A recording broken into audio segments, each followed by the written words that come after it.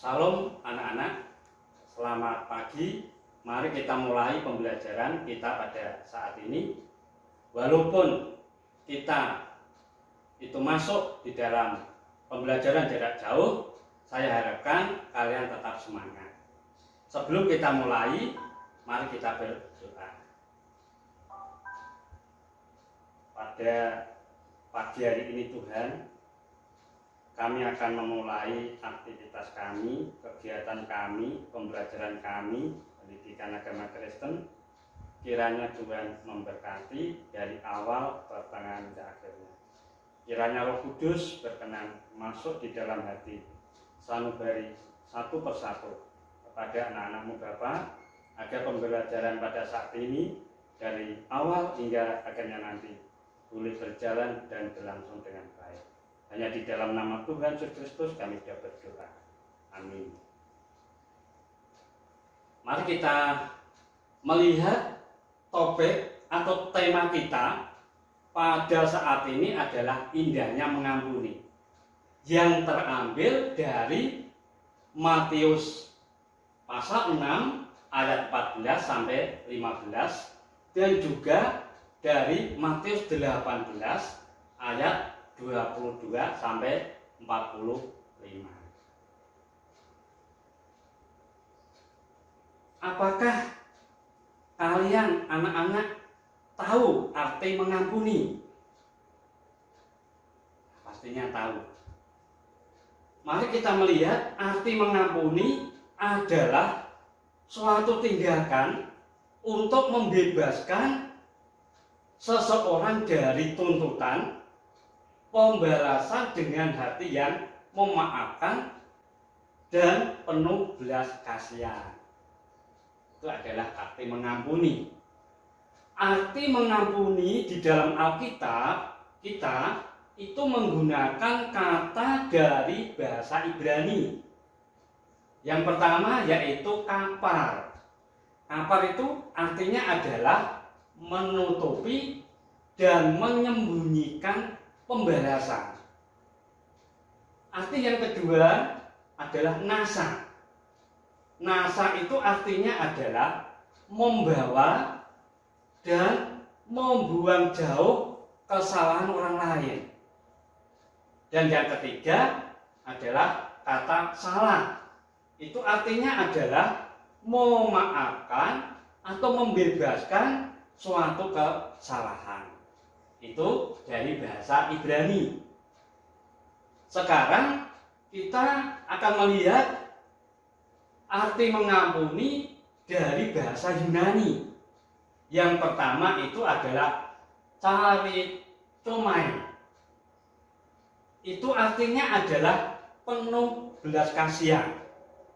Dan yang kedua itu adalah apiemi. Artinya adalah membuang atau mengirimkan jauh-jauh. Dan yang ketiga itu adalah apesis. Apesis itu artinya adalah pembebasan dari pembalasan.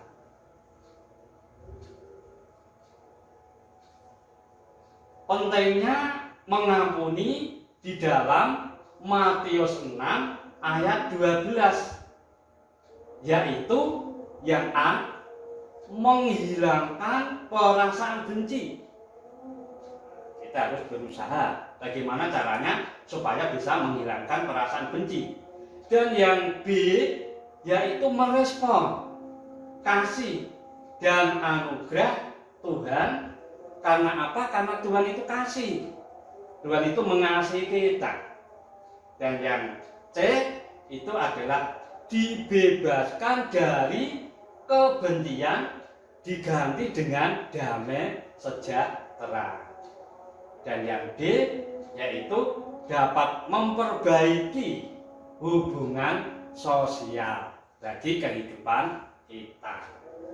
Jadi kalau begitu, makna pengampunan itu adalah memberi maaf dengan tidak mengingat lagi kesalahan orang lain.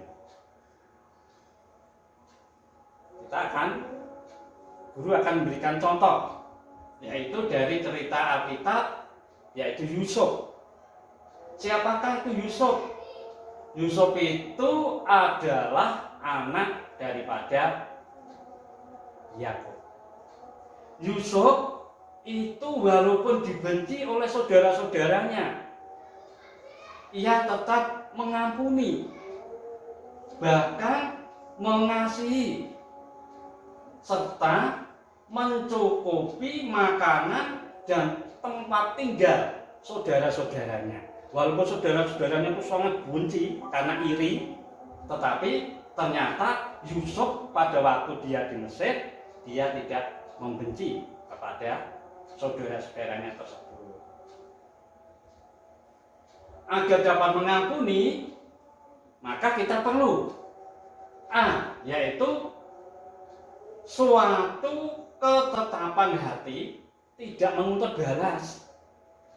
Itu terdapat di dalam Matius 18 ayatnya yang ke-35.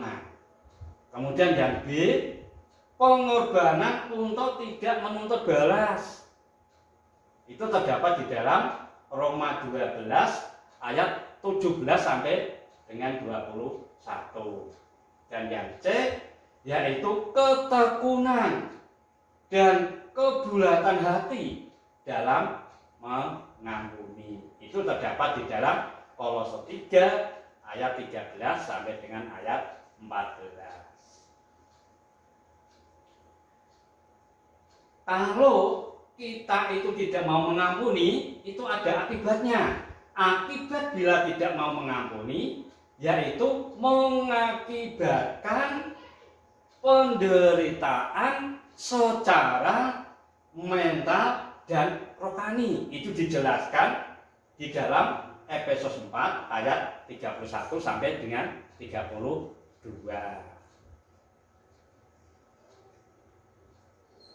Nah, oleh karena itu, mari kita bersama-sama supaya kita terhindar dari hal-hal yang tidak kita inginkan, maka kita secara mental dan rohani diupayakan, diusahakan untuk mau mengampuni kepada teman-teman kita. Sekarang berikutnya adalah ada tugas anak-anak. Tugasnya adalah berwujud pertanyaan. Nah, pertanyaan ini nanti dijawab. Yang pertama, dan itu bisa ditulis, mengapa mengampuni sulit untuk dilakukan? Pertanyaan yang pertama. Kemudian yang kedua, menurut pendapatmu berapa kali kita harus mengampuni orang lain? Nah, setelah itu tulislah dasar ayat yang menjelaskan akan jawabanmu. Kayak diingat-ingat.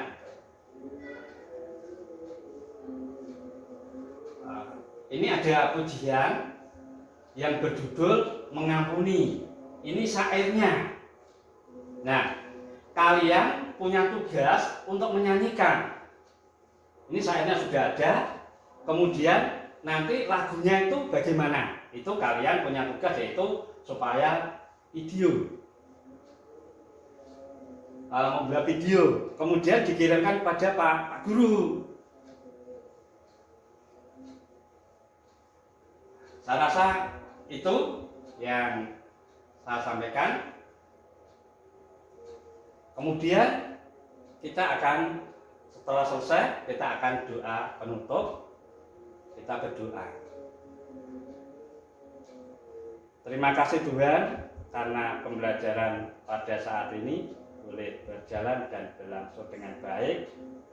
Biarlah apa yang sudah kami sampaikan benar-benar dapat diterima, dimengerti, dipahami oleh anak-anakmu, dan tugas-tugas yang ada tadi biarlah dapat dikerjakan dengan disiplin, dengan penuh tanggung jawab. Dan ampunkan segala dosa serta kesalahan kami.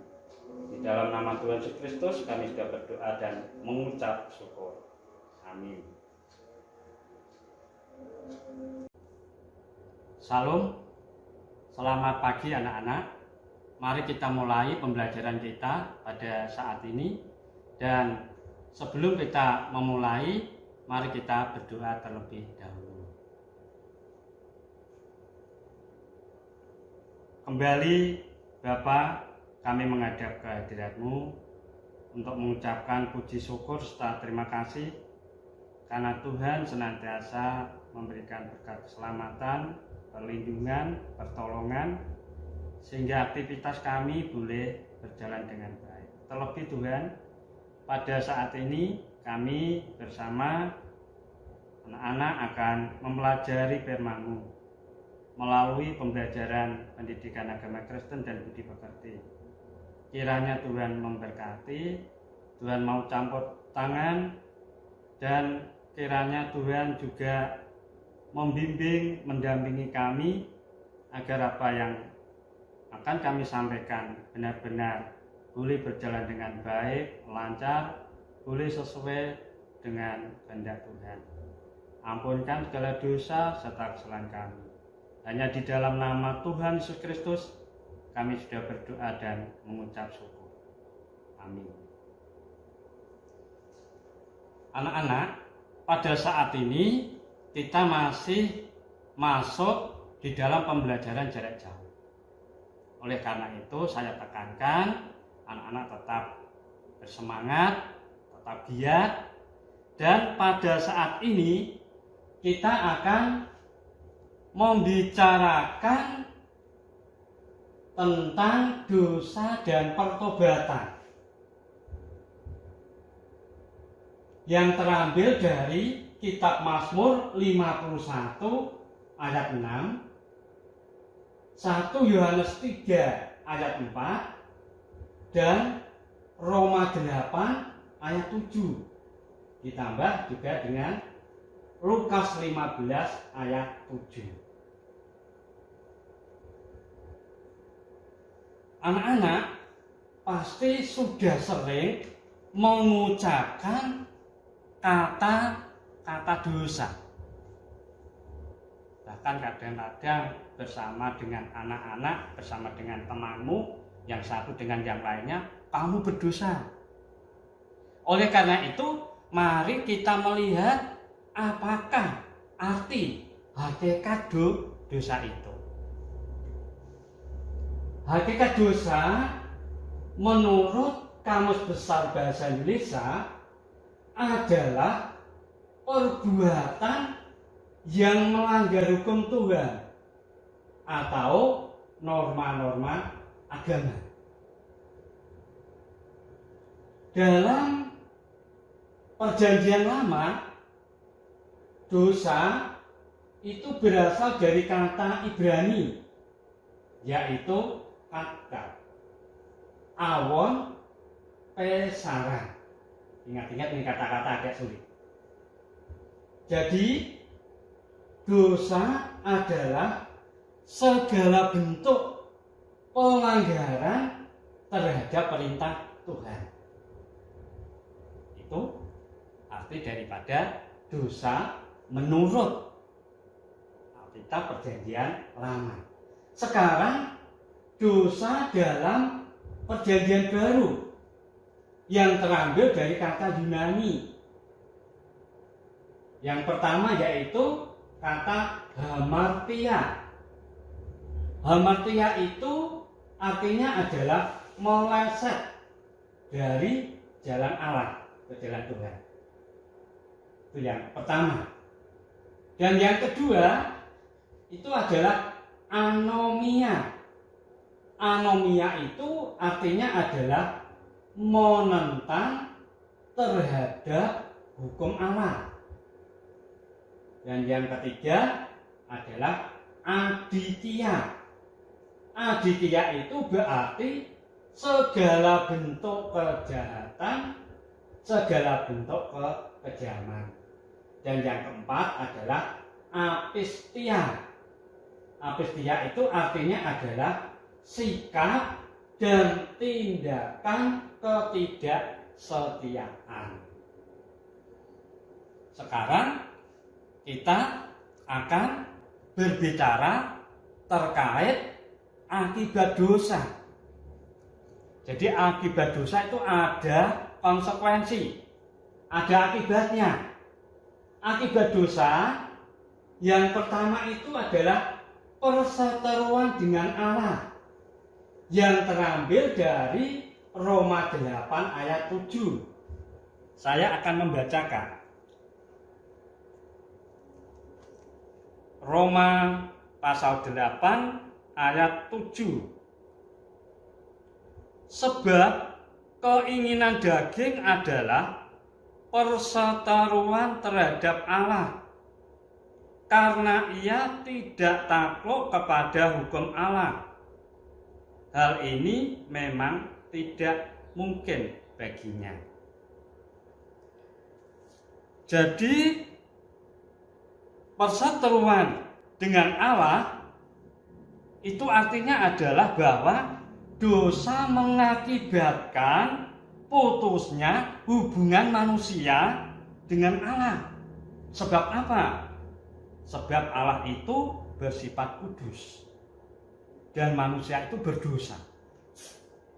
Setelah Adam dan Hawa itu jatuh ke dalam dosa, itu sudah tidak bisa bertemu dengan Allah.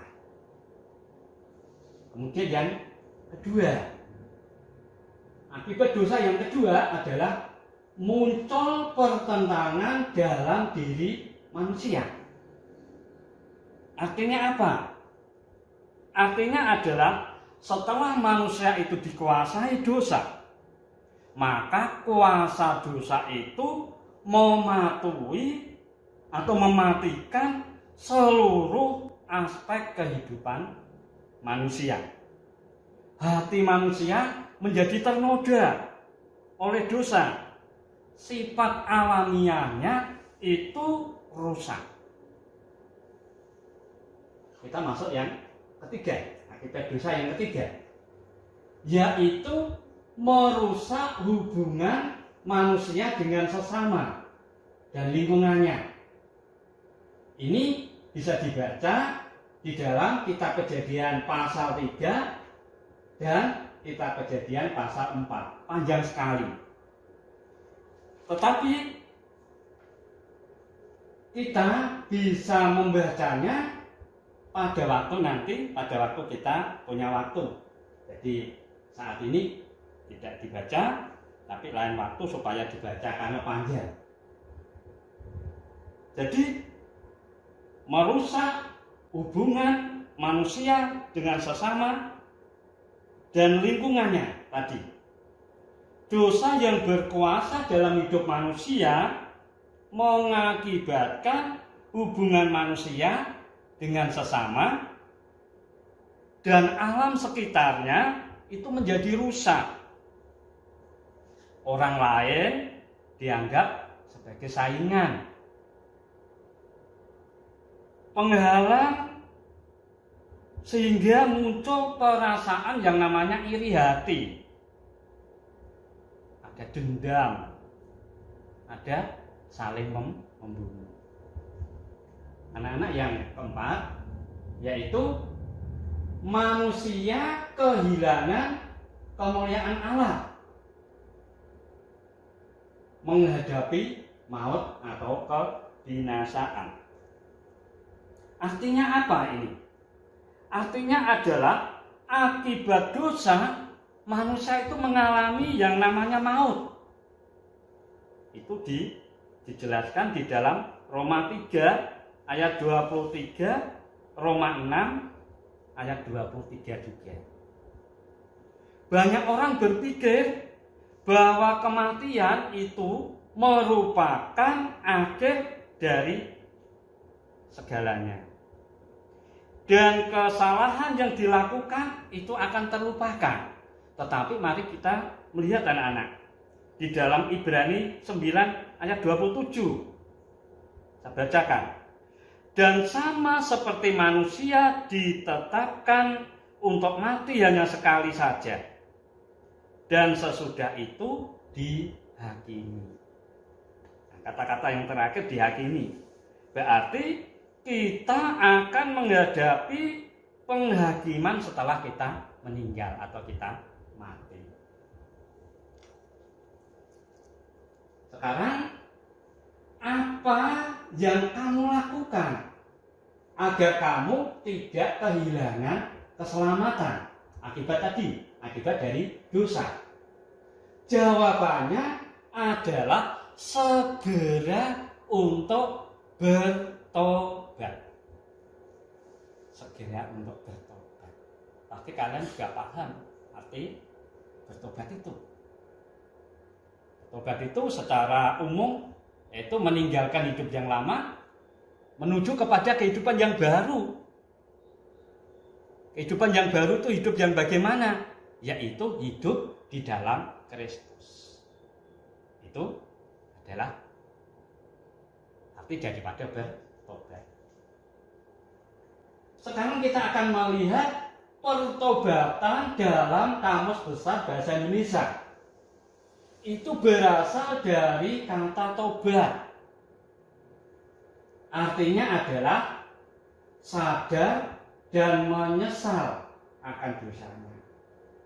Jadi seseorang yang telah melakukan dosa, maka seseorang itu sebaiknya, secepatnya harus bertobat.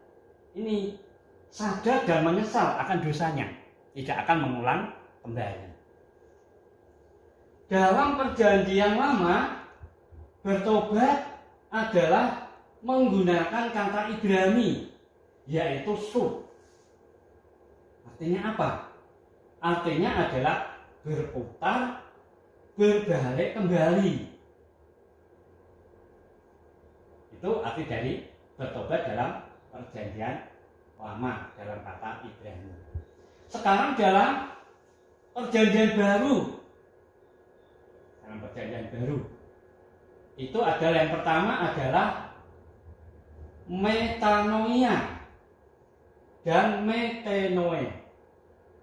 Ini memang agak sulit kata-katanya. Itu artinya sama. Artinya adalah bertobat. Kemudian berikutnya adalah yang kedua, epistrepo. Epistrepo itu artinya adalah kembali atau berpaling. Itu ada di dalam Matius 10 ayat 13 nanti dibaca lain kali. Kalau begitu, arti bertobat itu adalah tindakan manusia untuk berbalik dari perbuatan yang jahat kepada kehidupan yang sesuai dengan firman Tuhan atau kehendak Tuhan.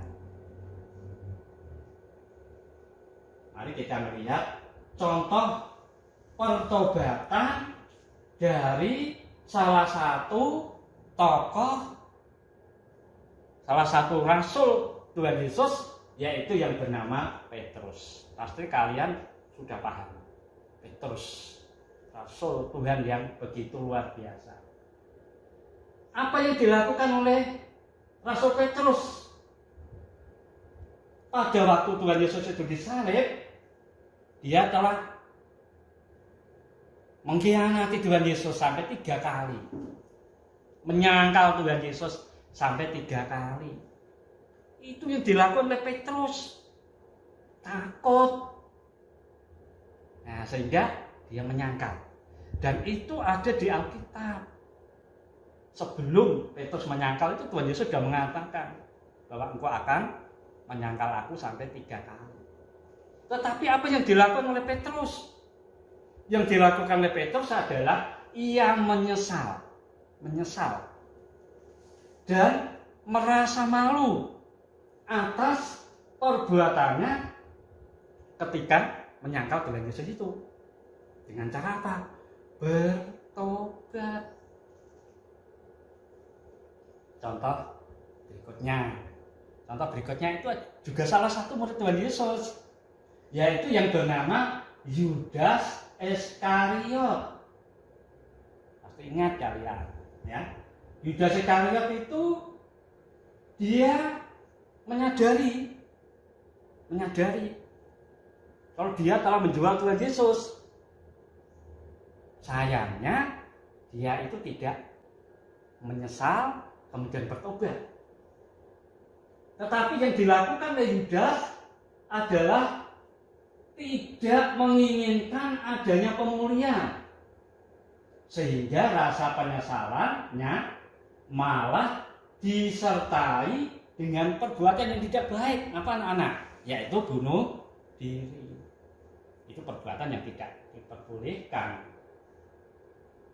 Jadi pertobatan itu merupakan perubahan sikap yang disertai perbuatan yang benar. Itu yang harus dilakukan, ya harus kalian lakukan, ya harus kamu lakukan. Pada waktu kalian melakukan kesalahan, sedang bertengkar dengan temanmu atau berkelahi, maka cepat-cepat minta ampun, bertobat, nah, sehingga tidak ada masalah lagi. Nah, ini pembelajaran kita. Ini ada tugas anak-anak. Tugasnya dicatat saja. Anak-anak saya harapkan mencari gambar-gambar mengenai kerusakan alam dan dibuat clipping ya. Jelaskan mengapa terjadi kerusakan alam dan apa akibatnya bagi manusia. Sekali lagi, saya harapkan kalian mencari gambar-gambar mengenai kerusakan alam dan dibuat clipping. Terus di sana dijelaskan mengapa terjadi kerusakan alam dan apa akibatnya bagi manusia. Tugas itu akan dipresentasikan pada pertemuan berikutnya. Demikian ya, anak-anak supaya jelas gitu. Kita akhiri, mari kita berdoa.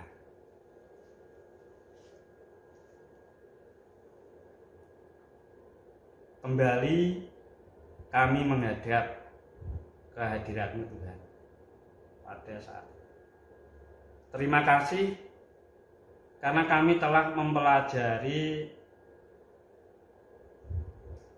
Alkitab, mempelajari firman-Mu, mempelajari kehendak-Mu tentang dosa dan pertobatan.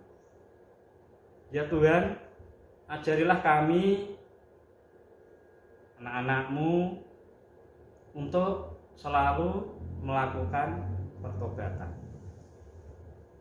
untuk senantiasa melakukan sesuatu yang dikehendaki oleh Tuhan. Dan biarlah anak-anak-Mu akan menjadi contoh atau suri teladan bagi yang lain, sehingga nama Tuhan Yesus boleh dipuji dan dipermuliakan. Manakala di dalam kami melaksanakan pembelajaran, ada kesalahan, ada dosa yang terselip, kiranya Tuhan mau mengampuni. Karena seluruh doa ini Tuhan, hanya kami pinta di dalam nama Tuhan Yesus Kristus. Terpujilah nama-Mu kekal selama-lamanya. Amin.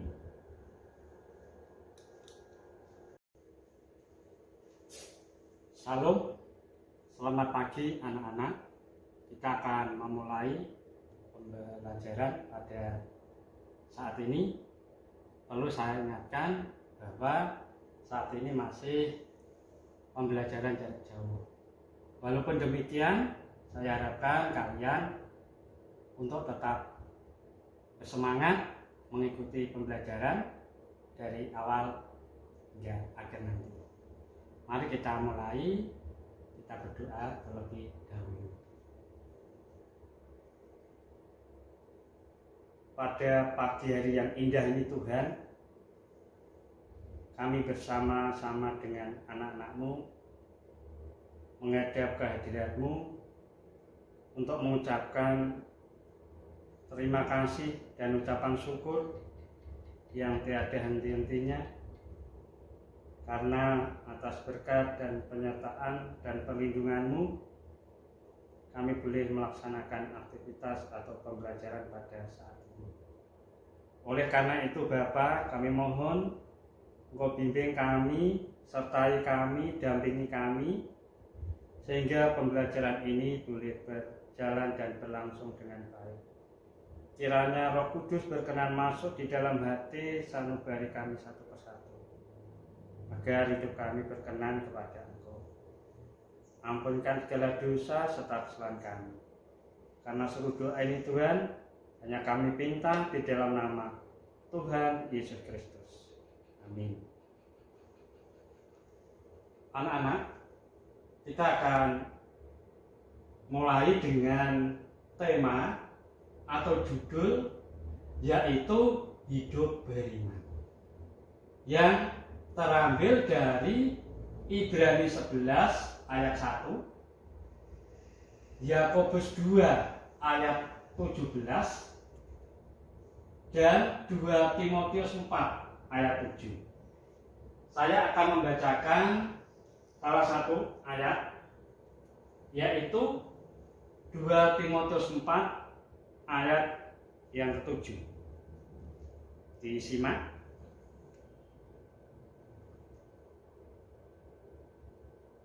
Aku telah mengakhiri pertandingan yang baik. Aku telah mencapai garis akhir. Dan aku telah memelihara iman. Itu dari 2 Timotius 4 ayat yang ke-7, di samping tadi ayat-ayat yang lain. Ayat-ayat yang lain nanti akan kami sampaikan. Mari kita melihat tadi Yakobus 2 ayat 17. Jika iman itu tidak disertai perbuatan, maka iman itu pada hakikatnya adalah mati. Itu dari Yakobus 2 ayat 17 terkait dengan iman. Maka iman yang baik itu memang tidak hanya diucapkan, tetapi dilakukan atau dilaksanakan. Berikutnya kita akan belajar dari tokoh-tokoh Alkitab. Yang pertama yaitu kita akan belajar terkait Nabi Nuh. Kita pasti ingat Nabi Nuh. Nabi Nuh diperintahkan oleh Tuhan untuk membuat bahtera atau kapal. Dan Nuh mengiyakan apa yang diperintahkan oleh Tuhan. Walaupun memang Nuh ini diolok-olok oleh orang lain. Itu sebuah rintangan atau hambatan.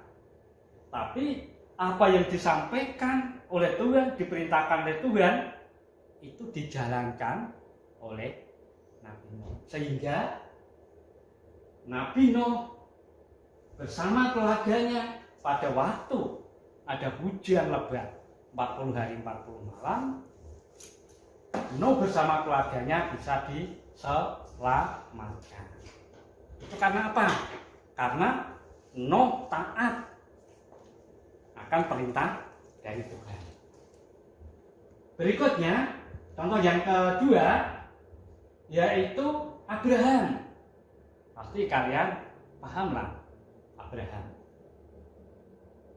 Abraham diminta oleh Tuhan untuk mengorbankan anaknya satu-satunya, yaitu Ishak. Bagaimana kira-kira anak satu-satunya kemudian diminta oleh Tuhan untuk dipersembahkan atau dikorbankan? Nah, ternyata Abraham menuruti apa yang diperintahkan oleh Tuhan, membawa Ishak Bukit Moria dan mau disembelih. Tetapi Tuhan punya rencana. Yang disembelih itu bukan Ishak, tetapi Tuhan sudah menyiapkan anak domba. Itu adalah Abraham. Jadi Abraham ini benar-benar orang yang dipilih oleh Tuhan untuk menjalankan karya Tuhan. Berikutnya adalah Tuhan Yesus ini di dalam perjanjian baru. Tuhan Yesus menyembuhkan seorang anak Kanaan.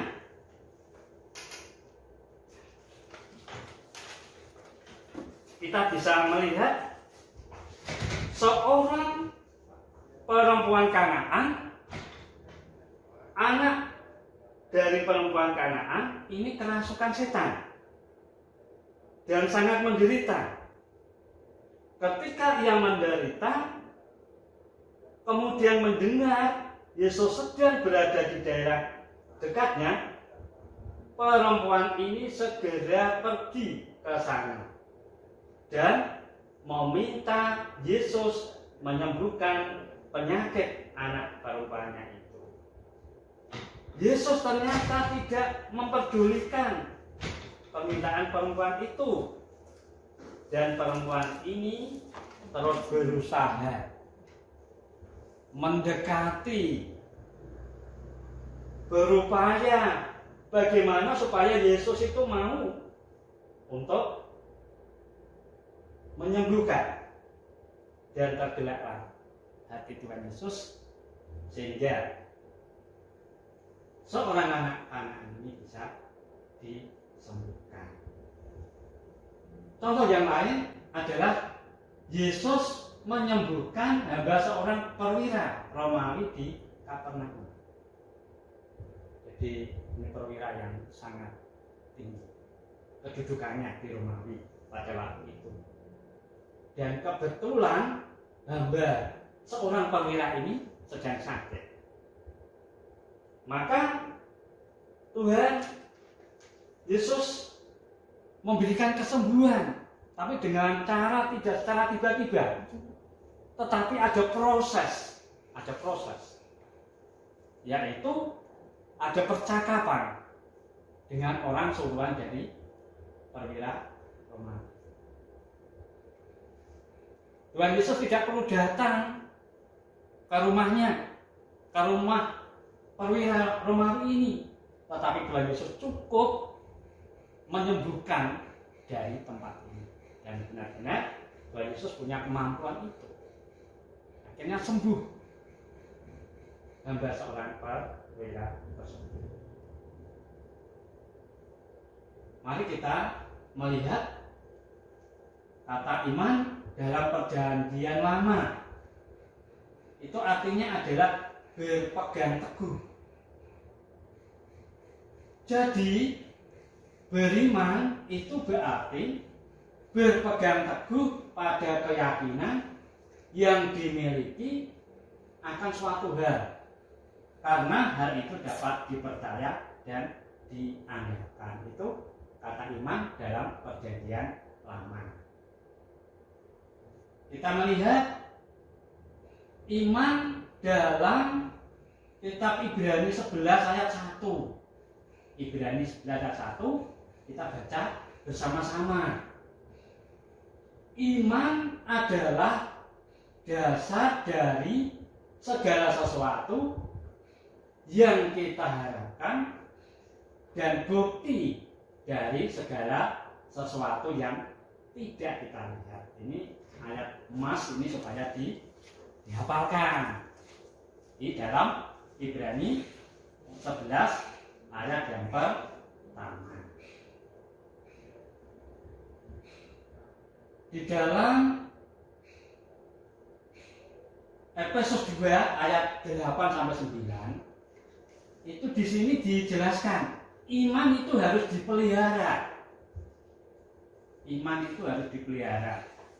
Dalam Efesus 2 ini, sebab karena kasih karunia kamu diselamatkan oleh iman. Dan seterusnya. Sebab karena kasih karunia kamu diselamatkan oleh iman.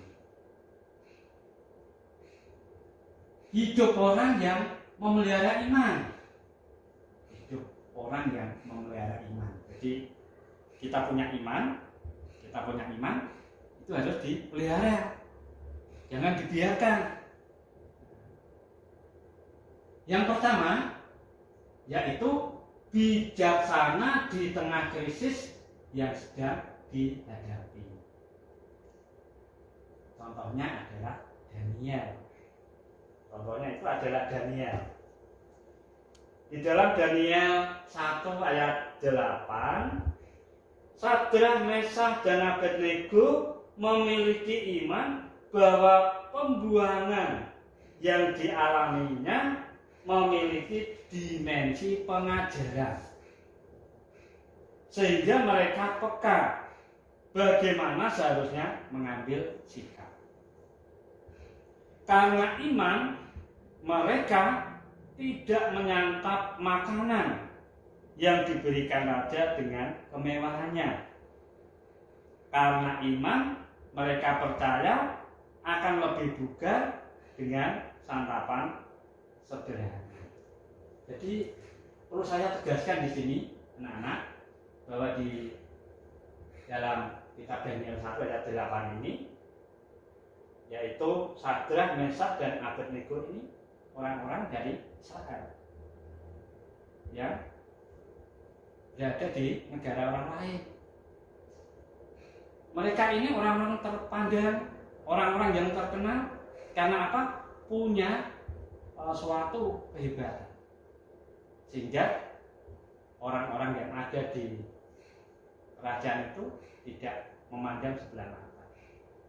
Sehingga permintaan dari Sadrak, Mesakh, dan Abednego untuk tidak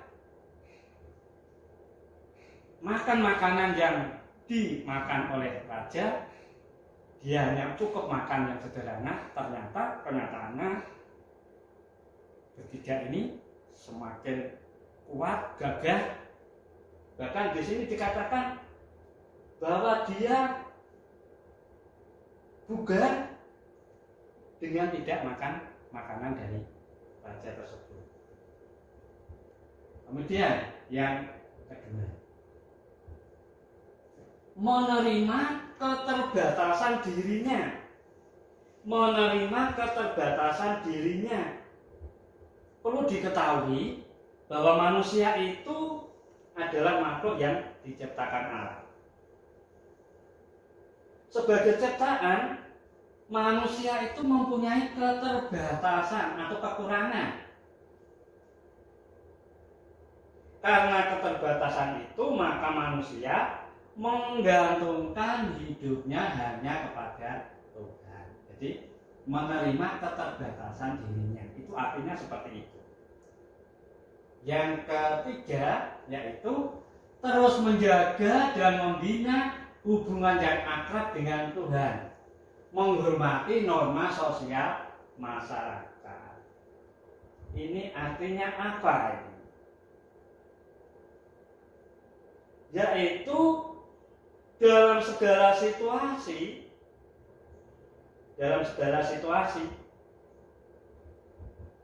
manusia harus tetap menjaga komitmennya untuk tetap menjaga hubungannya dengan Tuhan dengan mesra, dengan baik.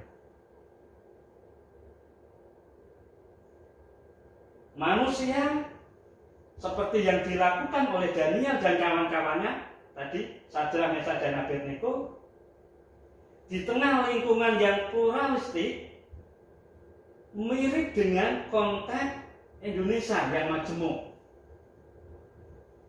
Namun Daniel yang beriman tidak menjadikan langsung menolak semua norma yang ada. Itu arti daripada yang nomor 3.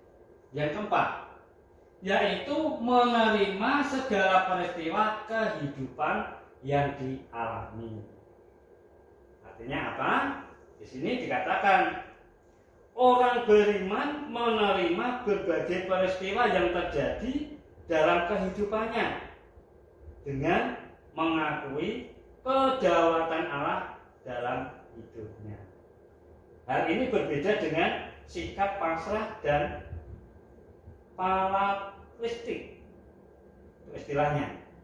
Tentu saja dalam menghadapi masalah, orang beriman akan berupaya mengatasinya tetapi tidak mengandalkan kemampuan sendiri, namun sambil berupaya tetap berdoa dan percaya kepada Tuhan. Kita melihat ciri-ciri orang yang memelihara iman.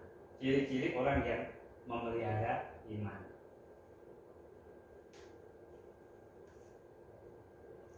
Yang pertama adalah bijaksana di tengah krisis. Jadi di dalam menghadapi hidup dan kehidupan ini kita harus tetap bijaksana. Kemudian yang kedua adalah menghormati norma sosial seperti tadi yang saya sampaikan. Dan yang ketiga yaitu menerima keterbatasannya. Jadi kita sebagai makhluk Tuhan biasa pasti punya keterbatasan. Dan yang keempat adalah akrab dengan Tuhan. Ini kita harus akrab dengan Tuhan. Karena Tuhan yang menciptakan kita, yang memelihara hidup kita. Yang kelima, yaitu tetap setia apapun keadaannya. Tetap setia. Dalam bahasa Jawa tidak ngelokro, ya. Tapi tetap setia apapun keadaan yang dialaminya. Dan yang keenam adalah menerima baik buruk keadaan yang ada. Berikutnya anak-anak, kita akan memberikan tugas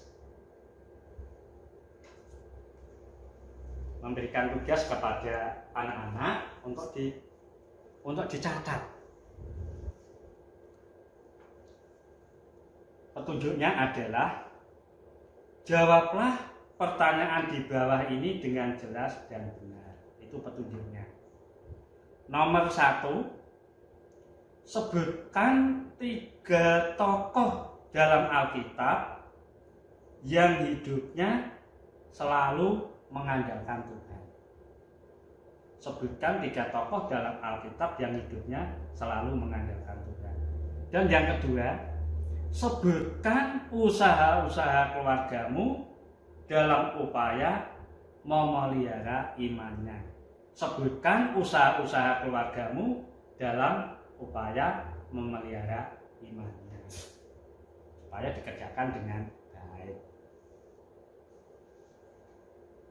Kita akan akhiri pembelajaran pada saat ini. Kita akan berdoa.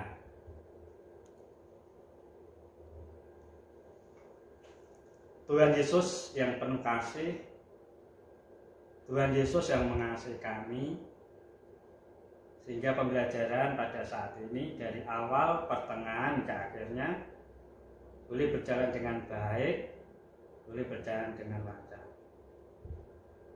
Apapun yang sudah kami pelajari bersama, kami gumuli bersama, kiranya Tuhan berkati. Tanamkan di dalam hati sanubari kami satu persatu, agar supaya kami boleh menjalankan, melaksanakan, mempraktekkan di dalam kehidupan kami sehari-hari, dimanapun kami ada dan berada.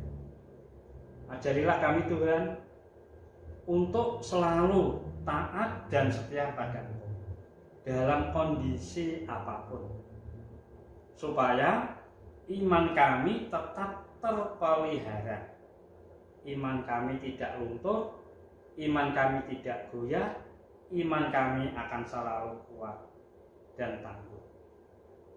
Ampunkan segala dosa serta kesalahan kami. Hanya di dalam nama Tuhan Yesus Kristus kami sudah berdoa dan mengucap syukur. Amin.